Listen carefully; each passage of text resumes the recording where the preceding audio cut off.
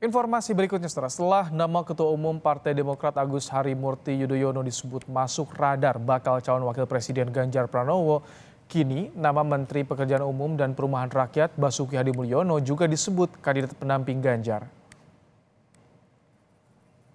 Sekjen PD Perjuangan Hasto Kristianto mengatakan nama Basuki muncul dari aspirasi warga di daerah yang merasa mengalami kemajuan pesat pembangunan infrastruktur selama Kementerian PUPR dijabat Basuki.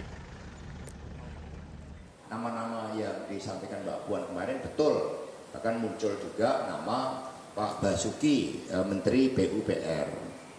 Karena beliau ada nih dari daerah-daerah, Aceh mengalami kemajuan, Papua mengalami kemajuan, Sumatera, Palembang mengalami kemajuan karena pembangunan infrastruktur, kemudian NTT mengalami kemajuan, ada yang mengusulkan ya Pak Basuki yang oleh Pak Jokowi dikatakan sebagai bapak infrastruktur. Ya nama-nama ini nanti Ibu Ketua Umum